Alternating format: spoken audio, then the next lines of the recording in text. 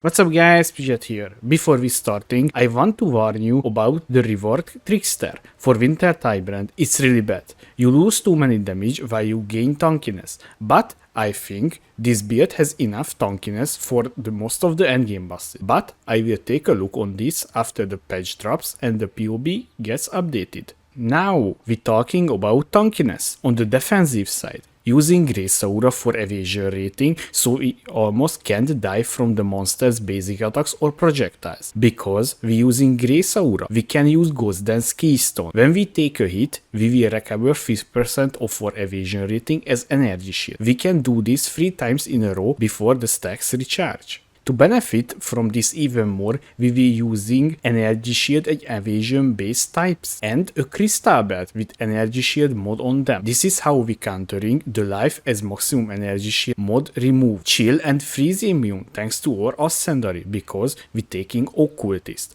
I'm really like to not rely on the flask uptime with chill and freeze immunity. My favorite is we have stun immunity because the Ascendancy has built-in immunity if you have energy shield, which we will always have. Now we almost can be touched by physical attacks, only danger left for us is the spell damage, but we have a solution for this, using spell suppression on gear, which is preventing half of the spell damage when we take spell damage. In 3.19 they nerfed the spell suppression chance on gear, so we will counter this by allocating a few spell suppression nodes on the tree and we're good to go. We also take 10% less damage from the enemies with curse on them, because the curse is one of the main damage multiplier for this build, or enemies will always be cursed. Really high chill effect which will slow down our enemies by 30%. Even the Awakener or any endgame boss will move like a snail, so you can react in time for the upcoming ability. On the offensive side, this is a damage over time build, so you will not insta-face bosses, but it's really satisfying to see the boss health going down. Important note here,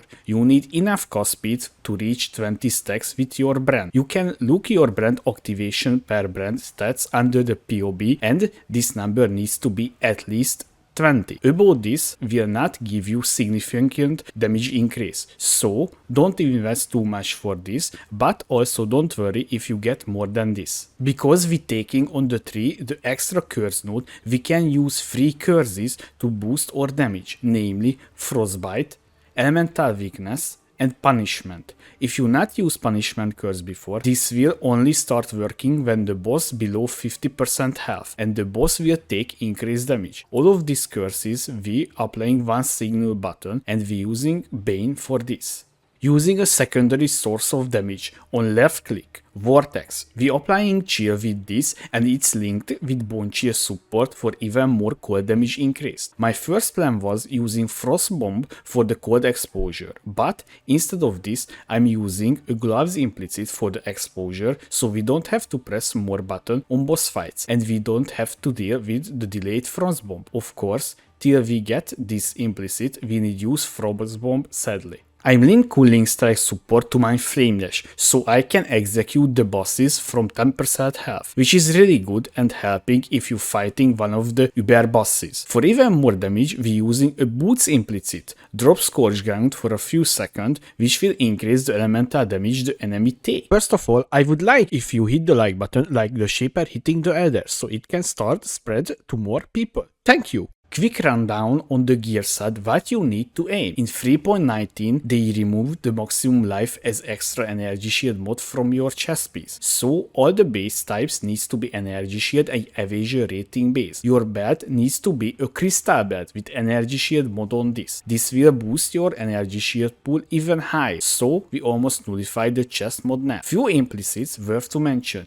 you will need in your gear. On your helmet, increase spell damage, and while there is a unique enemy in your presence, your Frostbite curse effect is increased. On your body armor, gears has increased aura effect and increased aura effect if there is a unique enemy in your presence. On gloves, cold exposure on hit and cold damage over time multiplier. On your boots, only one is really important, that's the drop Scorch Ground while moving. I just want to highlight a few things on the passive tree that you need for the build. We're using 8 passive cluster Javel with Deep Chill, Disorienting Display and Prismatic Hurt. 2 medium cluster, brand loyalty, and grand design, and the other cluster level is the same. In 3.19 they removed the mana reservation mastery, so we need a solution for this. There is two options for the reservation problem. Option 1, we can use the Conquer of Efficiency unique jewel and we don't need to use an Enlighten. Option 2, we're using an Enlighten and swapping out the Conquer of Efficiency jewel. The rest of the jewel is rare with life and aim cold damage overtime multiplier. Occultist as or Ascendancy, because this is only Ascendancy in the game that synergizes really well with the Wintertide brand. The notables in order are the following. In your first lab, you take Void Beacon, really good node for the early leveling process. It will increase our damage, and Science 3.18, most of the enemy monsters have high life regen. With this node, we will completely nullify their regen. Second lab, we take Frigid. This is what I'm really like in the Ascendancy. You will be freeze and chill immune, so we don't have to rely on the flask uptime, also giving us more cold damage and we take less damage from the chilled enemies. Third lab, you take Vibration for stun immunity and you will regen energy shield if you killing enemies 10% per second. When you complete the Uber lab, take Malediction as your last Ascendancy. This will give us an extra curse and we take less damage from the cursed enemies by 10%. Gem and Gem Link, starting with the main link in our body armor, Wintertide brand, Inspiration, Hypothermia, Elemental Focus, Control Distraction, and Efficacy. In our boots, our secondary source of damage, Vortex, Bone Chill, Control Distraction, and Concentrated Effect. Our curse setup is the following. In our gloves, Elemental Weakness, Frostbite, Punishment, and we applying these three curses with Bane.